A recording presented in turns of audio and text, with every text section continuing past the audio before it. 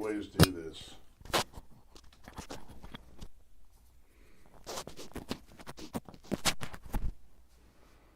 Hello, everybody, and welcome to the MarkZDrumcast. I am your host, Mark Zapata. I am the owner and founder of MarkZDrums and the host of the MarkZDrumcast. I want to welcome you to today's show. It is Monday. A lot of people may find this or decide that they don't like Mondays. It is Monday. It is the fresh start of a new week. All possibilities lie before us for the week ahead. And although it is a dreary day here on the Northeast, we have had some absolutely beautiful weather recently. So I think it's very important to remember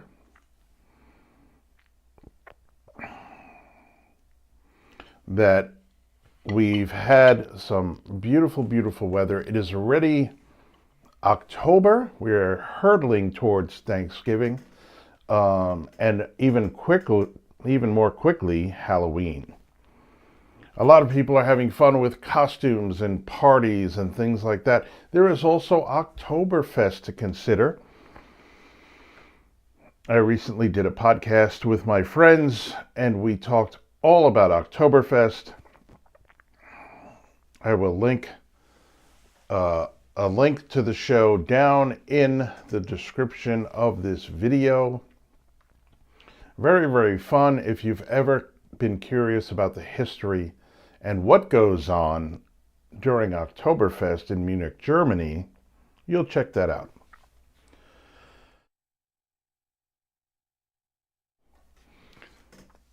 So I come to you today with a very important topic. For those of you who are either currently in a band or have aspirations of working in a band situation,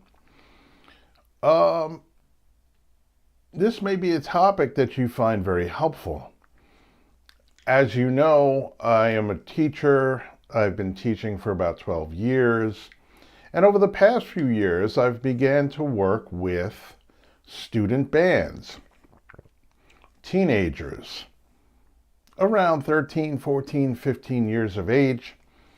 And it has been a great joy of mine to pass on my experience and knowledge to young people trying to make music together. Because this is also very important, that not only do we learn our own instruments, but that we learn to make music with other musicians, that we learn to get into groups and create music and play music, whether or not you create the music you're playing, or you're playing cover songs, or you're playing other people's music, whatever it is. As long as you are making music with others, that's very, very important. So we may start out working by ourselves and developing our skills and becoming better at our craft. But I think that eventually we feel the pull to work with others, and we seek out others that we can get into a situation with and have a band. So I think for anybody in any of those situations, I think this will be a helpful topic. And I'm hoping by the end of this Drumcast that you'll have a better understanding of the role you may play in your band situation. It is super important for us to understand what role we play in any given situation. And being in a band really is no different. As a young drummer, as a new drummer starting out, there are some things that we may not understand about our role in a band situation. I've said over and over and over again, our number one job is to keep time. And as we grow and we mature, we start to realize that we also have other responsibilities when we are playing in a band situation. And sometimes the transition from playing by ourselves and developing our skills to then working with other musicians, that transition can be tough. You know, it's not always easy. It's a very different kind of situation. But hopefully we are open to learning. We are open to feedback from our bandmates and band directors or whoever we are working with, producers, engineers in a studio situation. You know, hopefully we are open to that feedback and we can learn and grow in a band situation. So that transition from being a solo musician to being in a band situation can be challenging. So we also want to make sure that we are open to all the feedback.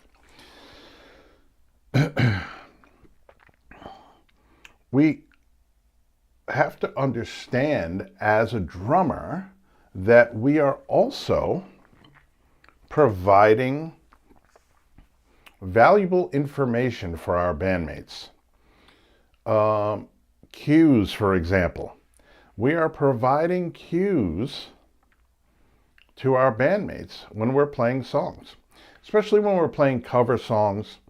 So there's a couple of different ways to look at this. As we develop as a band and we learn how to write music, that's one thing.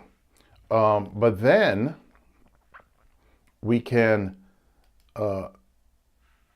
also use this as we talk about working with cover songs. I'm sorry, I'm trying to do this thing here and not really working. Hold on a second. Hopefully, oh, okay, I think I got it now. Yeah, so we're providing cues when we're working in a band,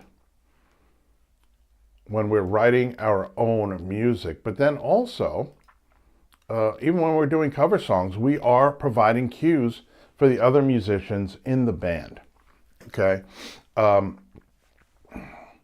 Let's say we're playing cover songs and the rest of the band has been learning this music by ear, which is one way to go. We could also learn music by downloading sheet music and reading it, or a combination of both. That's fine too. I do the majority of my learning of songs and drum parts through listening. You know, and certainly starting out before you have a really good understanding of reading music is the best way to go. But I do like to have a combination. So if you're out there learning to play drums, definitely learn how to read music. At least the basics of learning music, of reading music, so that you can communicate more effectively with your bandmates. If you have somebody who's writing a song and they have ideas for rhythms that they would like to use, for rhythms they would like you to play, or for rhythms they would like you to build upon, you can communicate back and forth with other musicians using musical notation. So that's a really good reason to go ahead and learn how to read music. Okay. So when we are learning cover songs, the rest of the band is learning the songs based on listening to the music, right? And so what ends up happening is our bandmates start to develop or start to rely on a set of cues that they're hearing in the music. Sometimes it could be a drum fill. It could be certain vocal cues or guitar cues or, you know, anything a part of the riff that will signal, okay, once I hear this thing, I know we're going to move into this section of the music. And I don't know how conscious we are of it, but when we are learning songs, we do rely on these things. So as a cover band, as we're playing in a cover band, as a drummer, we want to kind of stick close to, at least in the beginning, as we're all learning the song together, we want to stick closer to the fills that are in the song, the way they are, where they're placed. And we don't want to overplay. Okay, so like part of this Drumcast is about like 3 key tips for playing in a band, for being in a band. And so the first one is don't overplay. Work with the music you have and work within the music. Play what serves the music best. But also remember that besides keeping time as a drummer, we are also providing cues for our bandmates to help to place them within the songs. Now, ultimately, I always feel that every person in the band should know the music well enough when they get to rehearsal that they're not really reliant on somebody else in the band to kind of place them in the song. But that's not always the case. We do want to listen to each other. We do want to pay attention to our bandmates and listen to what they're doing for a couple of reasons. But I'll get to those reasons later on. So as a drummer, we may be providing cues for the rest of the band without even knowing it, because as the rest of the band is learning the song, they're hearing these certain fills and starting to associate those fills with the next part of the song, this change, that, the other thing. So if we start to really inject our own musical ideas into the music in the beginning, we could be kind of throwing a monkey wrench into the works and being counterproductive. So we want to learn the basics, and we want to get everybody on the same page first before we start to take artistic license with the songs. And I think that's also something that could be discussed within the band, especially a cover band. Hey, what do you think if I did this here? How do you feel if I did that there? Because this way the guitar player can say, well, listen, that fill really kind of lets me know when this happens. Or, excuse me, if you do that, it's kind of throwing me off. That's the part of communication and being in a band that's super important. So remember that we have a responsibility to keep time, and we also have a responsibility to kind of be reliable to the rest of our band and be consistent. When we take an approach, let's be consistent with it. Let's show our bandmates that we can be counted on to be consistent and do the same things that we're doing in the interest of the band. And again, artistic license and doing your own thing and adding your own spin and making a song your own is kind of another discussion. That's really not what I'm talking about right now. I'm talking about making sure that when you're sitting down behind the drums and you're in a band situation, you could be relied upon to keep time and to provide those cues needed. I always feel like fills are those cues. They're the herald of a new part of the song, right? So a lot of times a fill will come in right before the song changes from one part to the next. So it's often a cue to the rest of the band and also subconsciously to the audience, because the audience, from listening to these songs and knowing these songs themselves, they hear a certain part and they know that, hey, we're moving into this part of the song. Hey, we're moving into my favorite part of the song because my favorite fill just happened. So all of that stuff is super important. So we have to remember that we're not playing in a vacuum. And this goes for everybody in the band. I've worked with bands before where everybody is playing the song, but they're all looking down or they're looking at their instrument and they're kind of in their own bubble and they're only focused in on what they're doing, what they're playing. And sometimes I guess that can happen if you're not sure of your parts and you're really trying to concentrate to do a good job. But at the end of the day, we need to open our minds up and listen to everything that's going on, pay attention to our bandmates, all of them, so that we can cue off of our bandmates. As a drummer, there may be, and I know a lot of my students have told me this too, that, as a drummer, if their singer is not there for whatever reason, it's very difficult for them and the rest of the band to kind of know where they are in the song because they rely on the vocals. That's where I say learn the music well enough that you know how many parts this, how many times this part goes before we move into the next part, how many times that part goes before we move into the other part, which is why I'm a fan of mapping out songs so that you know how many times we're playing each part before we move on to the next part without relying on the vocals. It's just a different approach to learning songs and understanding where we are in the music so that we're not reliant upon one person or the other in the band. Because that happens a lot, a singer can't make it, a guitar player can't make it. So do we scrap the whole night? I mean, we're here, right? Let's do what we can in this time and let's get some work done, regardless of who's there and who's not there. So keep that in mind. Let's pay attention to everybody. And this is one of the reasons why it's extremely important to pay attention to what your bandmates are doing. In the case of, let's say, a rehearsal and especially a live show, a performance, you're in a rehearsal, somebody goes to the wrong part. The guitar player starts playing the wrong part. The bass player is in his own world, does not recognize it. The drummer, in their own world, they don't recognize it. Nobody's paying attention. The guitar player is now off in a different area of the song, and it sounds weird, right? And the audience can tell something's off. But the band is unaware because they are all in their own little worlds. Let's take the reverse of that. Let's take a situation where now everybody's listening to each other. The guitar player goes off in the same direction that he did originally in a different part of the song, made the wrong change, whatever. The bass player hears this, adjusts himself to follow the guitar player.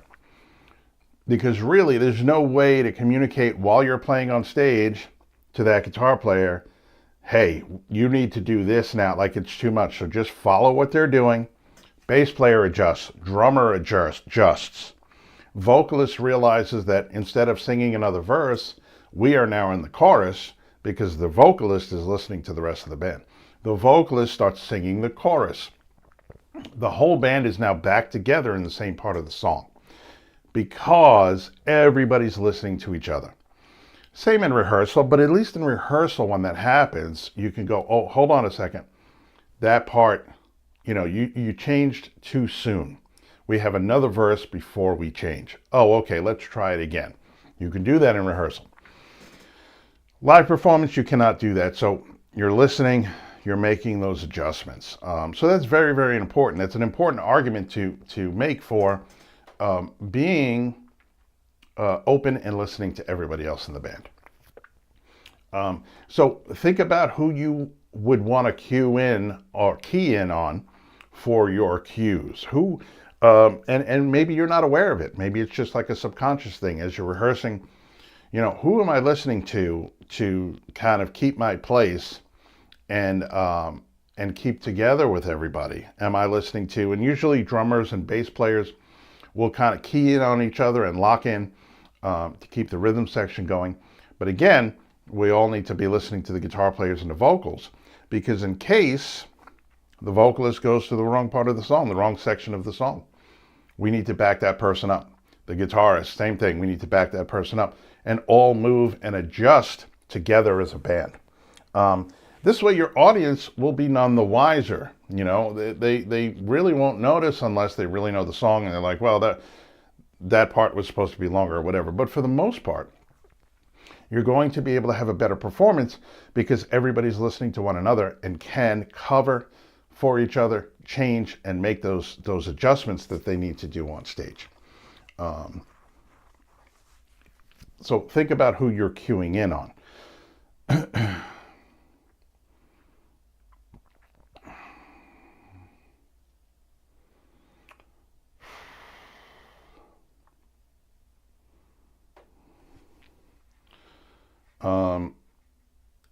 And as a drummer, remember, everybody's coming to you or listening to you or counting on you to provide the time, to be on time, to be in the right place in the song.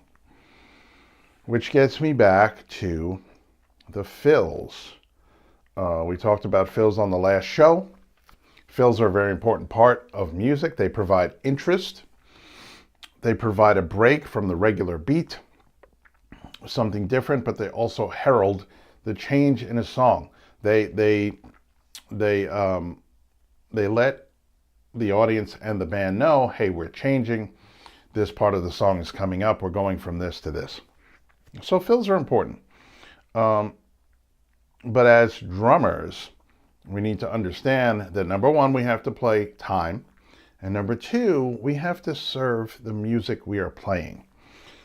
If we are playing a slow ballad type of song where the vocalist is the center, is the focal point of this particular piece of music, we don't want to be playing overly loud. We don't want to be playing overly aggressively. We don't want to be overplaying in general, playing too much, too many fills, too many crashes, being too loud. Because again, the focus is on the vocalist. I had this situation sometimes in bands, in my student bands that I'm working with, where we are playing a different genre of music than maybe the student is used to. And, you know, if you're used to playing metal drums, you're used to playing aggressively, you're used to playing with more power, more volume, and sometimes more chaos. So when all of a sudden now we're switching to a different genre, which is maybe a bluesy R&B type of, maybe even a little bit of a jazz feel in there, everything's got to come way down, right? So we have to be aware of the situation we're in. We have to be aware of the music that we are playing, and we have to play to serve the music. And you will find out there in the world, now I'm talking mostly about student band situations where the environment is set up such that the students can be very successful. But out in the world, when you're actually working with, in the real world, outside of the bubble of whatever school you're playing in a band, you might find that you're not getting work, or you're not keeping work, or you're not staying in a band that you've joined and that you like. And, you know, those are the cues, those are the things that we have to pay attention to when we're playing. You know, I really like this band. How come I'm not in it anymore? You know, so things like that. That's an extreme example, but we want to make sure that we're serving the music and we're understanding the situation that we're in and our role in it, what's expected of us, and what we should be doing. There is plenty of time to work on your blast beats, your fast double bass, your fast fills around the kit on your own. And those will certainly come in to play at some point, at some situation in your drumming career. But knowing where to use that stuff and where not to is a very key, important component of being a professional musician and playing with other musicians. Let me see if I've covered everything in my notes here. I think that I have. So, 3 key, important, titanic, monumental points or tips for being in a band. Number 1, know your role. We are there to keep time first and foremost. That's not the only thing we're there for, but first and foremost, it is to keep time. That is why we are there. We have to be able to do that well. We have to provide a reliable source of time for our bandmates so they can feel comfortable knowing that when we get together and start playing music, that our foundation is solid. Okay? That's number 1. Number 2, listen. All right? I talk about listening a lot, whether it's listening to a song we're trying to learn, active listening to the drum parts we're supposed to be playing, but also listening to the other instruments in that song so that as we're playing in the band, we can recognize who's doing what and how. So listening, number 2, listening, very, very important. So listening to learn music, but also listening to our bandmates during rehearsal as we're playing live shows, listening to everything that's going on to make sure we're in the right spot, to make sure everybody else is in the right spot, to make sure we're ready to move into a different part of the song together at the same time. It just makes us sound more professional. It makes us sound like a better band. All of that stuff, okay? And number 3, make sure you're serving the music. Make sure you understand the situation you're in, the music you're playing, and make sure you are serving the music. When you decide to be artistic behind the drums and musical behind the drums, which certainly is a huge part of drumming. I don't want to put out the impression that I'm saying that we are only timekeepers. That's not what I'm saying. I'm saying that's our first job, our number 1 job. We are so much more. But remember that is a key component of what we do as drummers. So when it comes to the artistic part, the musical parts, where we want to express ourselves, that's all great. As long as we understand the context that surrounds us. Where are we? What kind of music are we playing? What's the situation? Are we playing a wedding? Are we playing an outdoor festival? Are we playing, any event, a corporate event? Are we playing a dance? Are we playing a concert? Like so many different things. What are we doing? What type of music are we doing? Who's being featured? Am I being featured? Is this my time to shine? As the drummer, do I get a drum solo in this song? Am I featured? Do I play a lot more during the beat of the song? Am I doing a tom beat and stuff like that where I could really be featured? Then I'm going to shine. I'm going to take that advantage or take that opportunity to make sure that I shine and I do my best, right?